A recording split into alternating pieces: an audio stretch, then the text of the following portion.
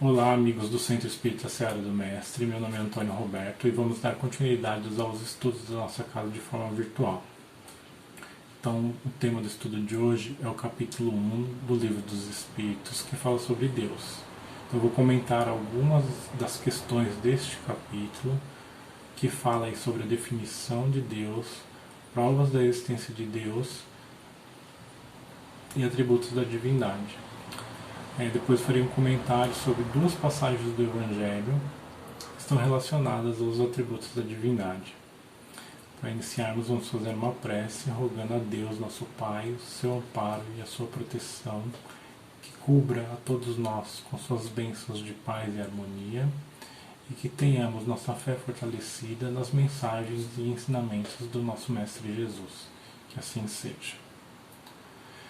Então, a questão 1 do Livro dos Espíritos é o que é Deus. E os Espíritos respondem que Deus é a inteligência suprema, a causa primária de todas as coisas. Então, assim, nós entendemos que tudo que existe na natureza, toda a origem da vida, os universos, tudo foi criado por Deus, a causa primária de tudo, né? Então, a vida, os planetas, o universo, as galáxias, nada disso existiria se não fosse Deus. E Ele é a causa primária de tudo. A questão 4 deste capítulo é a seguinte: onde podemos encontrar a prova da existência de Deus? E a resposta: num axioma que aplicai às vossas ciências, não há efeito sem causa. Procurai a causa de tudo o que não é obra do homem, e vossa razão vos responderá. Então, para nós que já acreditamos na existência de Deus, que já acreditamos num Deus único, que não existe obra do acaso, que as coisas não surgiram do nada. Então, para nós fica mais fácil compreender esse ensinamento dos Espíritos, né? Então, nós observando a natureza, tudo que existe na natureza, os animais, os vegetais, a forma como tudo foi construído ao longo do tempo, a gente chega à conclusão, né, que existe algo maior, né, que não pode ter sido o homem, não é criação do homem, então é essa força maior que criou. A questão número 10 é a seguinte: o homem pode compreender a natureza íntima de Deus? Que os espíritos respondem: não, falta-lhe para tanto um sentido. Então, nós não temos nas nossas percepções aí condições ainda de compreender a Deus. Então, na nossa evolução como seres espirituais, o máximo que nós conseguimos compreender de Deus é o que nós conhecemos hoje. Então, vai depender da nossa evolução espiritual, da nossa caminhada aí rumo à espiritualidade maior, para compreendermos melhor essa divindade. E a questão número 11 é a seguinte: será um dia permitido ao homem compreender o mistério da divindade? Os Espíritos respondem: quando o seu espírito não estiver mais obscurecido pela matéria e pela sua perfeição tiver se aproximado dela, então haverá e compreenderá. Então, enquanto nós estamos muito presos à matéria, né? Então, nós sabemos que nós estamos num mundo de provas e expiações, né? Uma das etapas da evolução aí, bem primitiva ainda, né? Praticamente nós estamos na infância da espiritualidade ainda.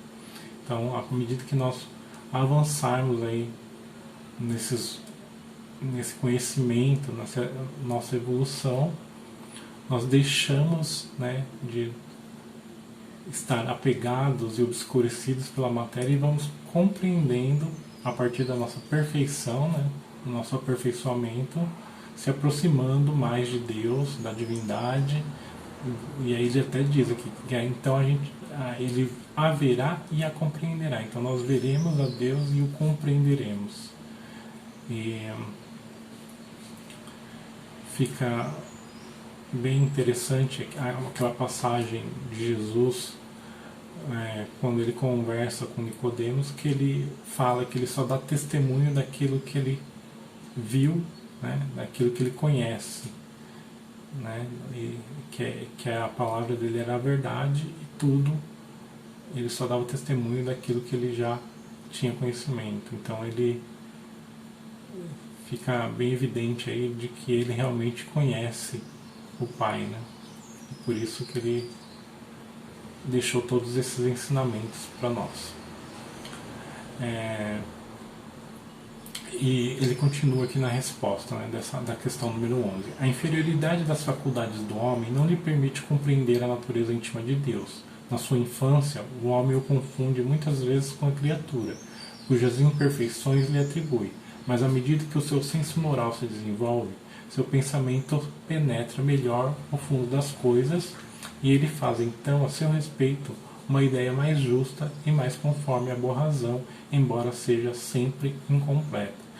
Então, por exemplo, quando nós estávamos lá no início da nossa evolução, ainda como nos mundos primitivos, né, e a gente tem alguns exemplos ainda no nosso mundo, né, não muito distante de nós ainda, quando o homem, no início da sua evolução, ele acreditava em tudo que era em todas as forças da natureza sendo um Deus, né, e atribuía a elas a divindade. Então, o trovão, a chuva, o raio, o sol, a lua, etc. Né, a própria natureza, como mãe natureza, que era a fonte da vida. Então, a cada força da natureza era atribuída uma divindade. Por quê? Porque nós ainda estávamos na infância da nossa evolução. Então é o que nós tínhamos capacidade de compreender. E a partir do momento que nós vamos evoluindo, novas revelações são dadas ao homem, né? E a partir também do seu conhecimento, da sua interação com o mundo, né? Tanto o mundo físico como o mundo espiritual, ele vai abrindo essa percepção e compreendendo melhor a divindade, né? Então, a partir da nossa evolução, nós vamos compreendendo melhor a Deus. A questão número 12.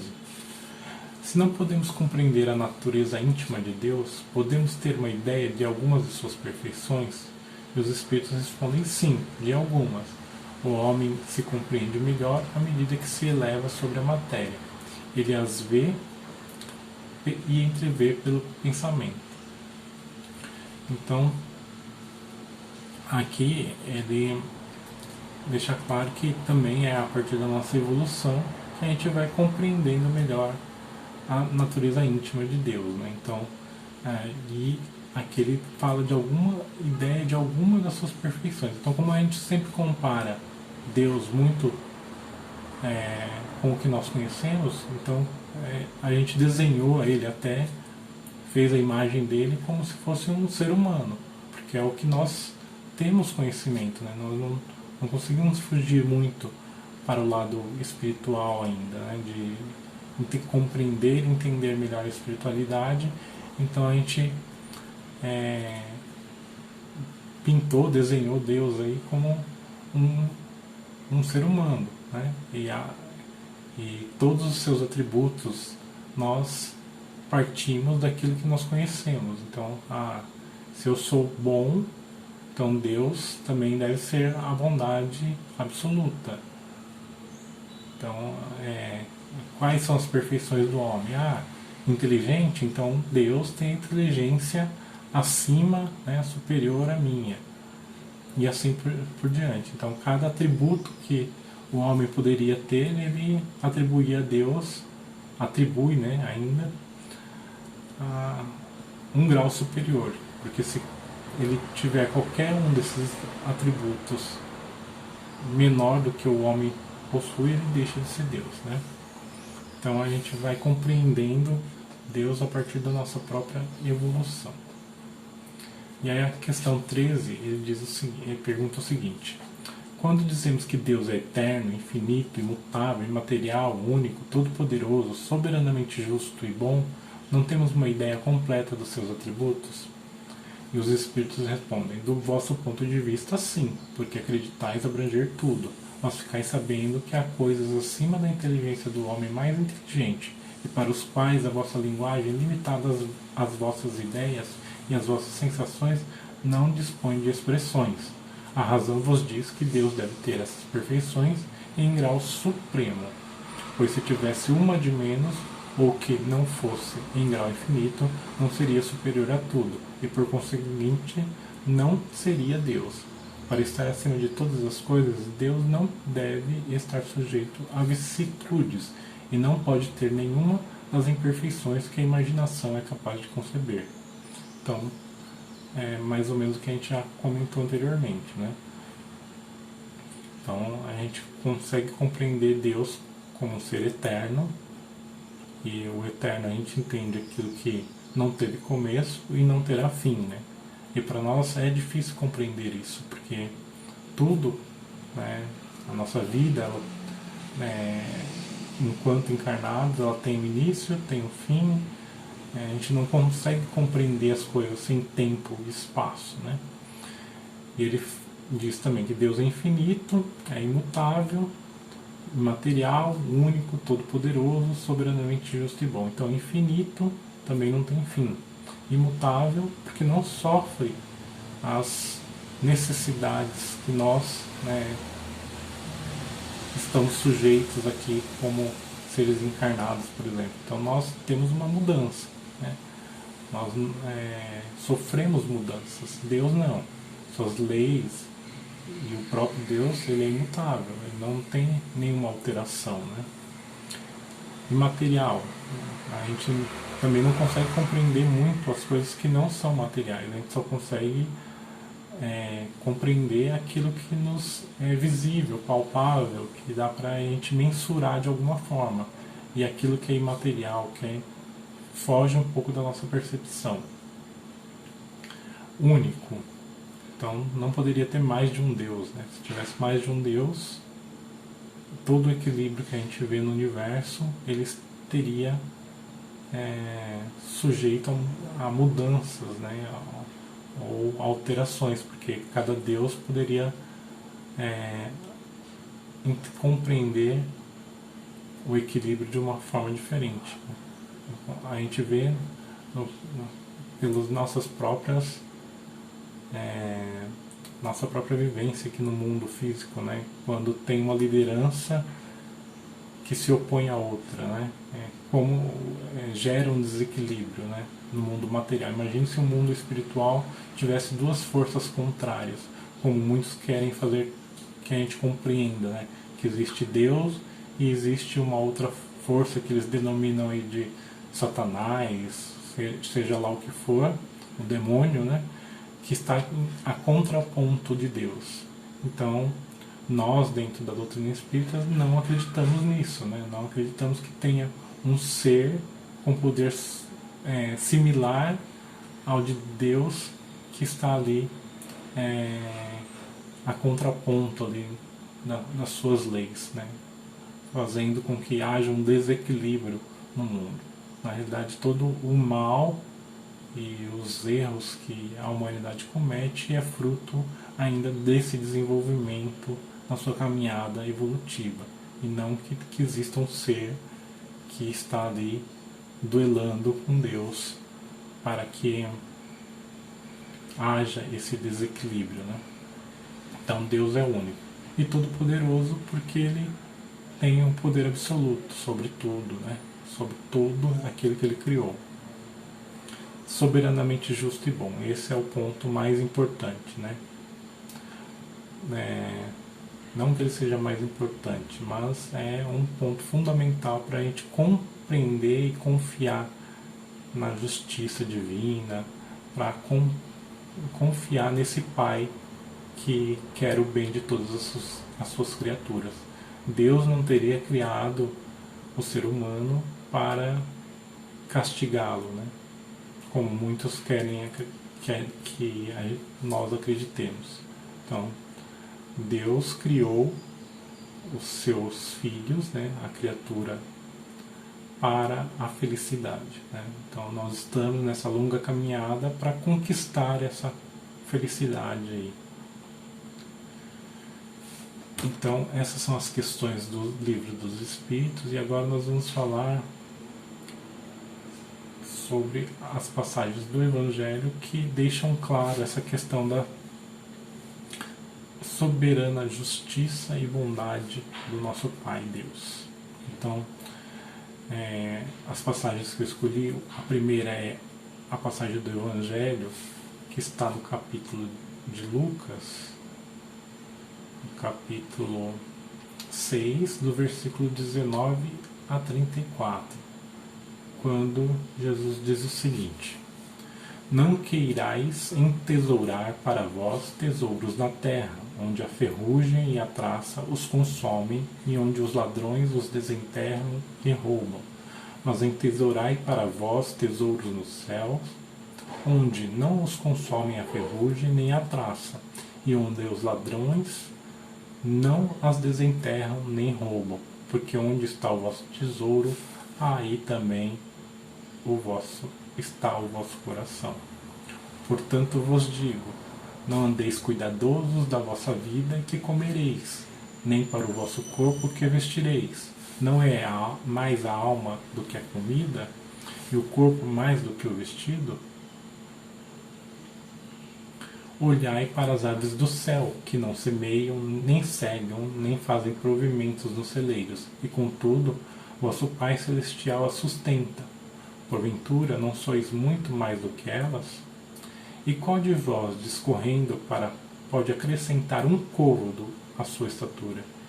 E por que andais vós solícitos pelo vestido? Considerai como crescem os lírios do campo. Eles não trabalham nem fiam. Digo-vos mais, que nem Salomão, em toda a sua glória, se cobriu jamais como um deles. Pois se ao feno do campo, que hoje é, e amanhã é lançado no forno, vestes assim, quanto mais a você, a vós, homens de pouca fé. Não vos aflijais, dizendo que comeremos, ou que beberemos, ou com que nos cobriremos, porque os gentios é que se cansam por essas coisas, porquanto vosso Pai sabe que tendes necessidade de todas elas. Buscai primeiro o reino de Deus e a sua justiça, e todas essas coisas se vos acrescentarão. E assim, não andeis inquietos pelo dia de amanhã, porque o dia de amanhã a si mesmo trará o seu cuidado. Ao dia basta a sua própria aflição. Mateus, capítulo 6, versículo 19 a 34. Então a mensagem é muito clara, né? Muito clara e autoexplicativa também, né? Dizendo que o Pai provê o sustento dos animais que nós, aí, humanos, os classificamos como irracionais, né? Então eles, na natureza, eles têm aí a sua subsistência, né? Eles conseguem sobreviver na natureza sem se preocuparem com o dia de amanhã. E nós, homens, nos preocupamos muito com o dia de amanhã. E dado a inteligência e todo suporte espiritual que temos como seres humanos, o Cristo coloca, né? Não sois vós mais do que essas criaturas? Talvez não, né? Não sejamos mais. Para Deus, provavelmente temos todos a mesma importância, porque somos todos criaturas deste Pai amoroso. Mas devemos, como essas criaturas que dizemos ser irracionais, acreditar e confiar no dia de amanhã, né? Não nos preocuparmos demais com ele. E depois ele faz um comentário ali, né? Não se preocupar com o que vestiremos, por exemplo. Porque nem que o Salomão, em toda a sua glória, se vestiu tão bem como um lírio do campo, que hoje é e amanhã é lançado ao fogo. Porque ele não tem uma sobrevida, né, muito grande. Ele nasce e morre logo após, né? Então, nós que temos uma capacidade intelectual, né, acima dos animais, temos condições de sobreviver aí às dificuldades. E neste momento que estamos passando de dificuldades aí, por conta da pandemia do coronavírus, nós devemos nos cuidar, nos preocupar, né, estar em dia com a nossa fé e com Deus, confiar na providência divina, mas também fazer a nossa parte com os cuidados que são necessários, né? E confiar plenamente nessa soberana justiça e bondade do Pai, que estaremos todos amparados e auxiliados. E por último, mais uma passagem do Evangelho que diz assim: pedis e se vos dará, buscai e achareis, batei a porta e se vos abrirá. Portanto, quem pede, recebe, e quem procura, acha, e aquele que bate a porta, abrir-se-á. Qual homem dentre vós que dá uma pedra ao filho que lhe pede pão? Ou se pedir um peixe, dar-lhe-á uma serpente? Ora, se sendo maus como sois, sabeis dar boas coisas aos vossos filhos, não é lógico que com mais forte razão vosso Pai, que estás nos céus, dê os bens verdadeiros aos que lhe os pedirem. Está em Mateus, capítulo 7, do versículo 7 a 11. Então aqui ele reforça essa questão de que o Pai é a bondade absoluta, né? Que comparando, né, como nós gostamos de comparar Deus a nós, fazer essa relação, né? O Cristo diz: se nós que somos maus, né, damos coisas boas aos nossos filhos, Deus muito mais, né, porque Ele quer a felicidade de todos os seus filhos. Então, que nós lembramos disso, que Deus está olhando por todos nós, nos amparando e nos dando oportunidade de nos melhorarmos e seguirmos aí nessa caminhada espiritual da evolução. Então, tudo que pode estar acontecendo no nosso mundo é uma necessidade da própria humanidade para a sua evolução e para o seu aperfeiçoamento espiritual. Então, essas são as mensagens que eu gostaria de deixar aí para vocês, para reflexão, né? Para todos nós, na realidade, para que tenhamos essa confiança na bondade e no amor do nosso Pai, confiar sempre que estamos sendo amparados e lembrar dos ensinamentos da nossa doutrina, né, que esta vida, a vida física, não é a nossa verdadeira vida, né? A nossa verdadeira vida é a vida espiritual. Então, que a gente saiba aí aproveitar essa oportunidade dessa vida material que temos, dessa encarnação, e viver da melhor forma possível, com essa confiança no Pai, na espiritualidade e nos ensinamentos do nosso Mestre Jesus. Muito obrigado, que todos tenham uma paz em seus lares e até a próxima. Amém.